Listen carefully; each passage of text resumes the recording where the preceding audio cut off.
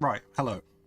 I was going to make a Path of Exile 2 build guide for my Bear Cry Shield Wall build I was running in that, but I kind of lost interest before I got enough footage, so instead we're going to make a guide for how to level a Scion in Act 1 in Ruthless for the private league that Walsh is hosting, where we have to play a Scion with random skill gems. So I wanted to go over how I comfortably level a Scion, doing a bit of a challenge where I only use white gear basically up until Merveil Cavern, for a reason we'll get into in a moment. Scion starts with Spectral Throw, which is honestly one of the strongest skills for early killing bosses in like the first acts of Ruthless. It just requires a little bit of know-how in terms of positioning, which you'll see me fuck up regularly during this video. But it has this boomerang effect, and it actually can get you probably the easiest Hillock kill in Ruthless. Because obviously in Ruthless we don't get a support gem on the beach, and it can be a little bit of an adjustment, sometimes even just killing Hillock with a basic skill. What we're going to be doing on the Scion primarily is taking a lot of movement speed. Speed is one of the best defenses you can get early on in Ruthless, and it's also one of the best ways to level faster, obviously, because we're going to be spending a lot of downtime moving from pack to pack. We can't spam movement skills, so movement speed is very valuable. We take Splitting Steel from this reward here because it's the best clear skill Scion has access to early. We also check the vendor here for movement speed boots. We can't afford them, but just in case we end up dropping an alteration, spoiler alert, we don't. That's another way to get more speed. And we will be sticking with melee weapons until we swap to bow for Rain of Arrows. We will be using Splitting Steel for clear most of the time otherwise, and we will be using Spectral Throw for single target. In Ruthless, I recommend going to the Tidal Island first to get a bit of a leg up on the mudflats, especially because the lead mechanic spawns in the mudflats and can beat the shit out of you. Otherwise, if you don't have just a little bit more gear and preparation, and it also helps you hit level 4 earlier so you can get your Quicksilver Flask online, all these things help you against the rowers. It's common advice to do mudflats first because it saves you like a portal and saves you a bit of time if you're speedrunning. You'll see there was a chance orb there, we didn't pick it up. I didn't want to scuff this run by potentially getting a rare off that. That's quite a lucky drop. I didn't even know they could drop that early. And then we move into the mudflats. You'll see we've been able to pick up an evasion-based shield. That's pretty huge early. It's 3% movement speed on top of the 3% we've already taken on the tree, and it gives us a bit of block, a bit of extra evasion. So this has a massive difference compared to being naked.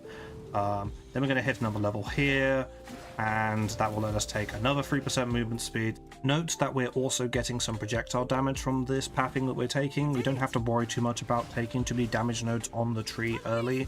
We're going to have enough damage to get ourselves through Act 1, and then we start taking more later once we have swapped to Rain of Arrows and equipped a decent bow to be scaling that damage with.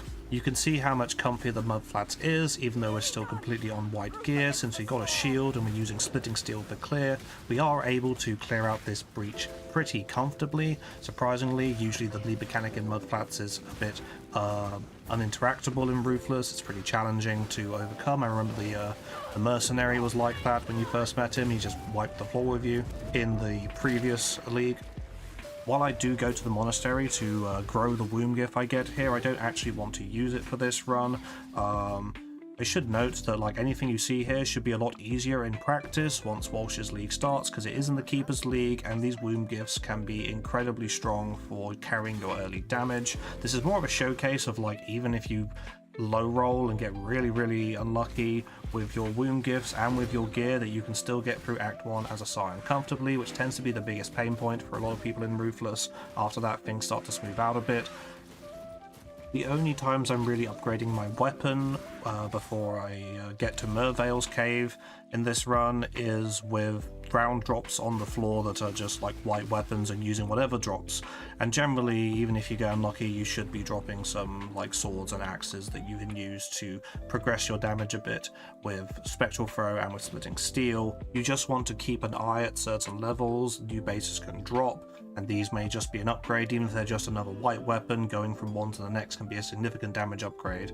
It's very important here that we take Decoy Totem. It's the best damage upgrade we can get for Spectral Throw early on. If you want to do Frost Bomb as well, I recommend just doing like a 5 or 10 minute mule to mudflats again. It doesn't take long to get that. Otherwise, you just definitely want Decoy Totem. This is also a great survivability tool as we're progressing. It's going to take so much aggro off us. I should note as well that it's nice that our pathing here gives us some flat accuracy. This is going to help us have a 100% hit chance, which can make a big difference going into these areas. Warrior particularly suffers in these areas because it starts to drop its accuracy before it can really get any access to nodes, unless it's using a sword, but you're usually using a mace or an axe with warrior skills while leveling, because ground slam doesn't work with swords. So that's really nice that we get 100% accuracy really soon. We're then going to path towards this big evasion node. I actually make a mistake here though, because I forget that I can already allocate the mastery just with the node I just took. So you can get another 10% movement speed while you haven't been hit recently. I instead opt here to take another 3% node for a bit more speed. I should have taken the 10% here. So I'm actually being kind of suboptimal here, though the 3% at least is active all the time, while the 10% would be dropped from the mastery if you take a hit recently. But the 10% generally is better, just from like in terms of like pathing faster through these areas. I generally don't do the Dweller of the Deep immediately here. I usually save it for another few levels. You don't have access to as much damage and gear in Ruthless as you do in non-Ruthless. In non-Ruthless, your guides will always say just do it straight away, get the passive point, but it can be a quite annoying boss if you are going into it with this level of gear. So I like to delay it just a little bit and come back to it when I've got a few more levels and a weapon upgrade. Instead, we're going to go straight into the ledge. You'll see here I'm using Decoy Totem quite often while clearing. It comes out very quickly and just protects you from a lot of the projectile spam or getting jumped on by a lot of enemies you can find in this area. One of the biggest causes for getting slowed down by enemies or dying in the early acts is getting stunned, and you're more likely to get stunned if you're taking more hits because it's chance based on the damage of the hit, how many hits you're taking. So it's just good to just take less hits by making your totem take them for you, and by the time it dies usually you can resummon it again. I end up dropping a stone axe here, which is something you can equip without any extra strength.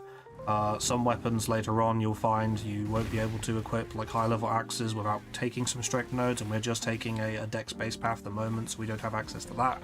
But the stone axe you can equip, and it's a little bit of a slower option, but it does a lot more damage. It is very worth remembering that you have limited mana until you find a more mana flask, and even when you have more mana flask you still have limited charges. One of the reasons why dual wielding isn't very good in Act 1 in Ruthless, because you're generally going to bottom out your mana. Swinging with a two-handed weapon, especially when you're leveling like a warrior, is generally going to be better. You do, however, need to bear in mind that attacking slower can leave you a bit more open to enemy attacks yourself. It's not always good to hit harder but slower. There is like a balancing act. Doing one-hander plus shield does give you that block layer, and if you can find a good rapier as well, that can be worth doing over a two-hander with this setup. We're then going to go over here and kill Kaduku.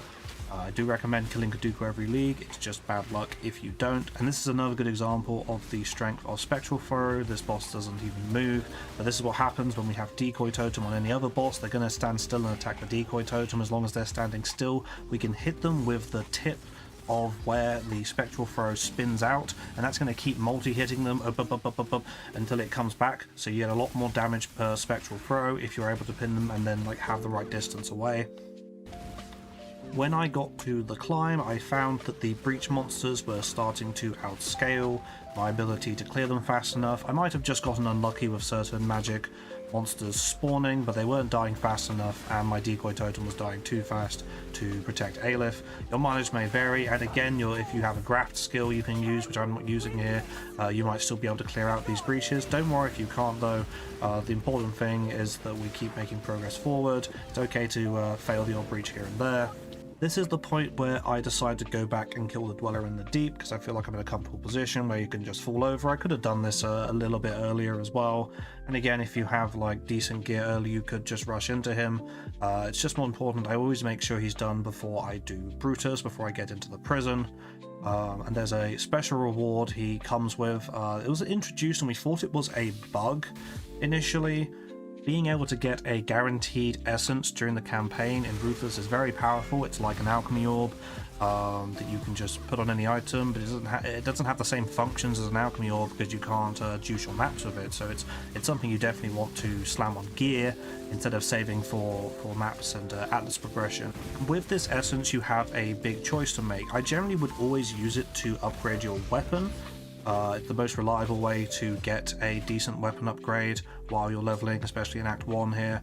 But you have to choose if you want that weapon upgrade now with a base you have available for Brutus, or if you want to hold off and use it when you get to Merveil. I prefer to hold off. I prefer, especially in this context where we're going to swap to Rain of Arrows, I like the idea here of saving this essence and then thinking, okay, I'm going to drop a decent bow base and I'm going to slam this on a bow and that will be my bow. Or Rain of Arrows, and then I have a guaranteed rare, even if it's a shitty rare. Even a shitty rare is better than a white weapon. Though it's worth noting that the other option we have to try to get upgrades is gold.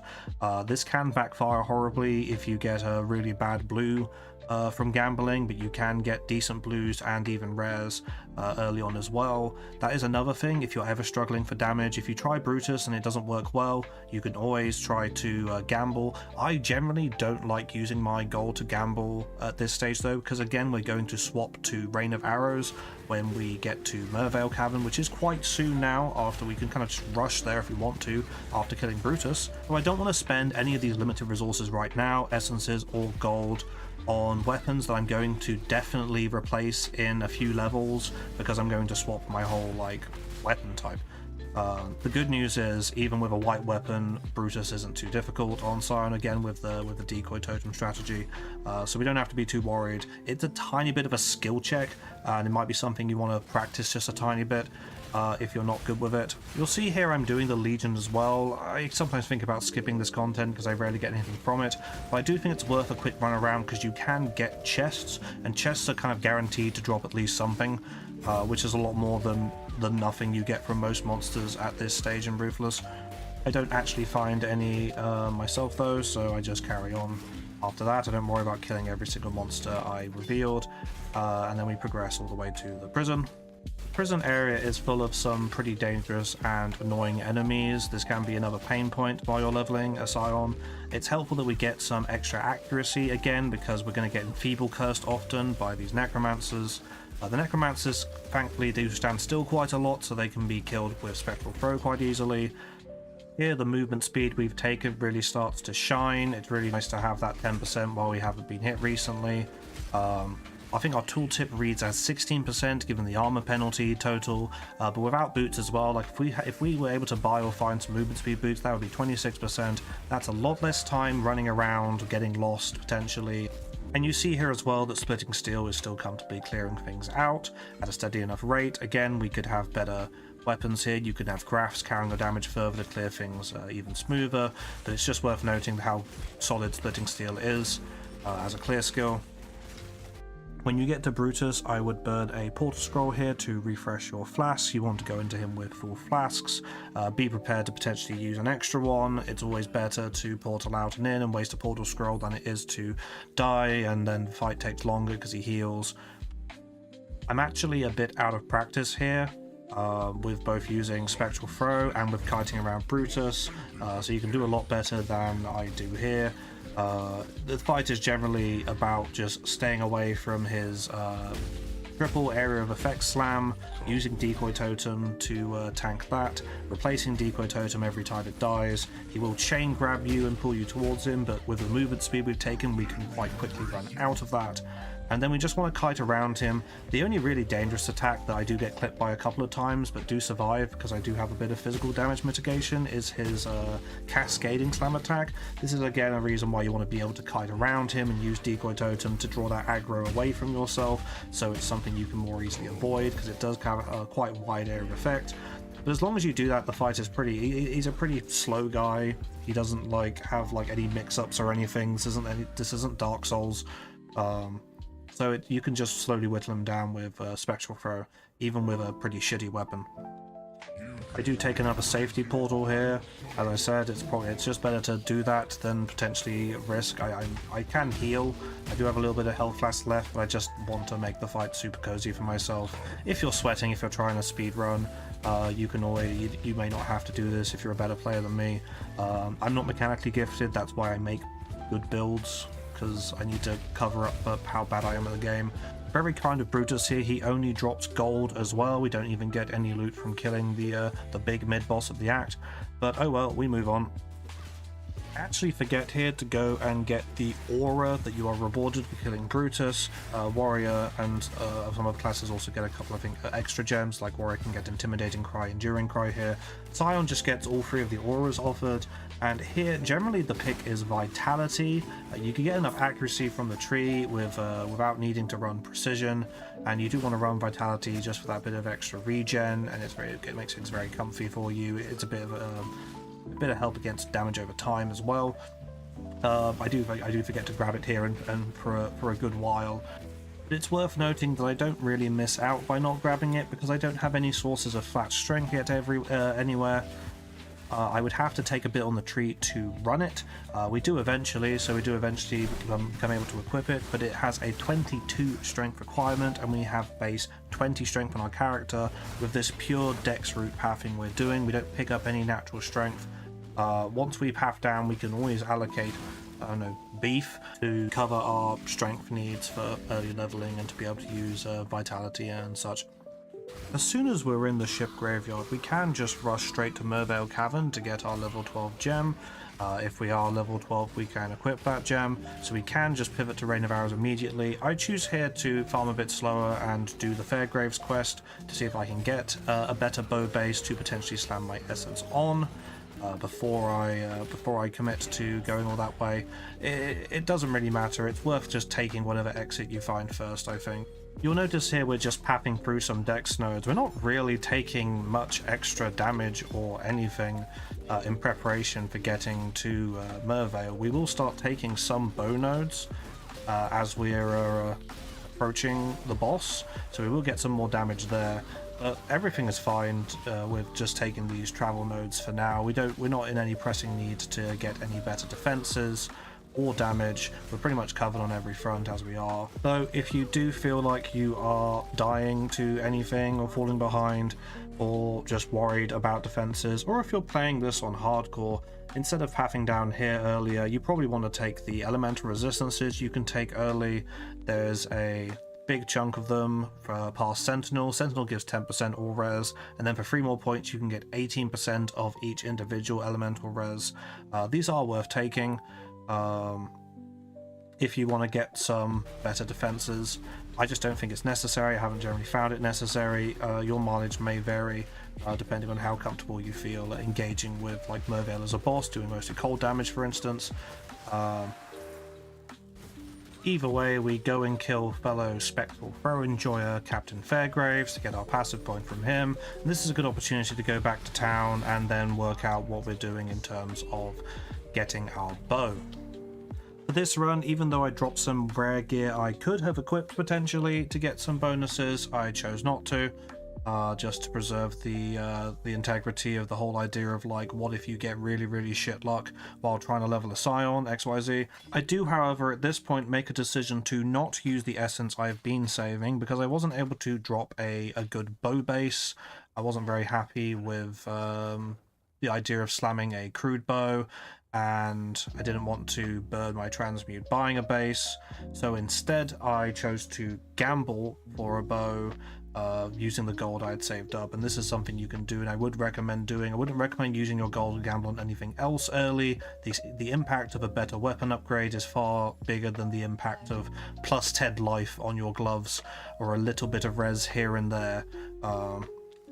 This is the one bit of decent luck I do have maybe in this run, because I do get a pretty good bow, but I have the backup that if I were to get an absolute piece of dog shit, I could still essence slam a bow I have.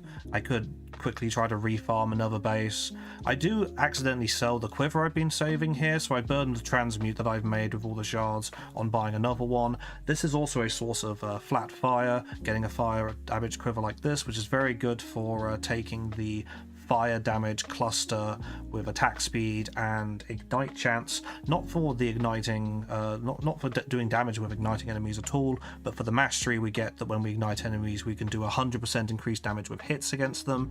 It's a common strategy to take that wheel when you're near it and you have a flat fire source, so having a quiver like that is really good. I was even tempted of maybe slamming the essence on that for now, but I didn't think it would be important or necessary to do so. At this point, we also finally start taking bow damage nodes, which is just in time because we're now swapping to only using a bow, and that's what we'll be using for this league until we get to lab and do lab, and then we will swap to our transfigured gems. Rain of Arrows is an absolutely fantastic clear skill, which also does solid single target damage. Now, if you've been doing the lead mechanic like I have as you go and killing things as you go, you probably hit about level 16 here. I'd say it's advisable to level like this in Ruthless if you're not a very confident like campaign speedrunner. It's very comfy to get to this point because while you see here that we are 1 point away from hitting a good notable for our bow skill, what we can do is we can go back to town and refund that 3% movement speed we took earlier. Since the next node we're taking gives 6% movement speed, so we are getting just even faster by doing that. We can take that 3% to get later. And that way we can, with our 16 points, get to this big fat node just in time for Merveil, which is really nice as an extra boost of damage. The Merveil fight is then another space where the Scion shines with the extra movement speed we've gained, because a lot of the damage you will take in this fight is from getting chunked by her icicle machine gun, which only fires in one direction, so as long as you can move out of the way of it, it's easy to dodge. Icicle hail storm attack, you just need to move out of the way of it. Like, everything about this fight is generally about being able to move around the arena. And you'll see here again, I'm pretty out of practice and I do take a lot of hits. I'm doing this with pretty much like no cold res, so I do take a decent bit of damage every time I'm hit, but you'll notice I haven't taken any life on the tree, and I'm able to actually take a little bit of a beating here with just two very basic life flasks and get through the fight unscathed. So again, you can have better access to life flasks. You can take some life if you prefer to as well, if you want to be tankier. And not take the same pathing. You can get some cold res potentially on your gear. You can get it on the tree if you go the res route. There's a lot of ways to not make this fight look as scary as I'm sometimes making it by, I don't know, fucking up. And also you should have a graft in the private league, and since we're playing keepers, so your graft may be able to just kill Merveil quickly as well. And that might be another reason why you might want to just take a more defensive route rather than doing this. This is an option. That it favors more speed, because we get that 6% movement speed from the big bow node we take at the end there, so we're kind of min-maxing how much movement speed we can get early on, which I really like to do in Ruthless. I will be taking Creighton on this character as well, and eventually getting movement speed boots, and then potentially even in Act 2 we can be on like plus 40% plus movement speed, which is pretty insane. But for now, like, if you want to just have an easier time with these fights and you have a graph that can carry your damage, you may just want to take more defensive stuff from the tree early. It is nice to have the amount of evasion we have, though it doesn't really work on any of Merveil's main attacks. I think they're all spells. We have a little bit of spell suppression, which isn't going to do much against them. But that little bit can become a lot more once we take one spell suppression wheel and the lucky spell suppression mastery. That's going to give us a good defense against spells later on as well, so it's not wasted investment. But anyway, that's it for Act 1. I'm just going to show the skill tree we took here one last time. As I said, there are some other options here, but I do like this pathing. It gets us towards precise technique as well, so we can take that quite quickly to really juice our damage. There's some more res down there with the accuracy nodes we can take, and we can take that fire damage wheel we discussed to juice our damage further.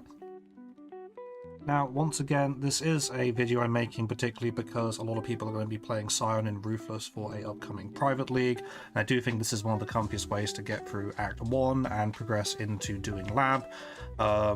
If you are playing in the league and you end up rolling your skill gems and they don't work with a bow start, there are ways you can just take away your bow passives and refund them and put them into something else. You can make a quite good generic attack damage build out of this, even potentially a generic projectile at least attack damage build with those early projectile nodes we take, or you can take those off as well and use the res nodes early to path instead. There's a lot of options you can do while keeping a lot of the speed that we get from this avenue. I personally plan to do that with my character, but if you get your gems and you end up wanting to take your sign in a completely different direction, this is still the best angle to make a sign that you're just using before a reroll. It's going to get to lab fastest than anything else, and then you can make a new character fresh with the gear you've already acquired from your first Scion, which is really going to help the progression of your next character. Anyway, I hope you found something in this video helpful if you plan on league starting a Scion and Ruthless, if you plan on playing in Walsh's upcoming private league, which starts on the 2nd of January in the new year. I rolled my classes. I will be picking on my Scions, so I will be having a Jug Occultist Scion, which is very flexible. Might still be a bow angle, even though there isn't really any bow synergy from the Ascendancy, but the +1 curse sounds pretty good with like combining like marks and curses, and the Jug nodes just sound like decent for maybe if I can stun stuff reliably, I can make endurance charges, which are going to help me survive as a squishy bow character. We'll have to see. Anyway, thanks for watching.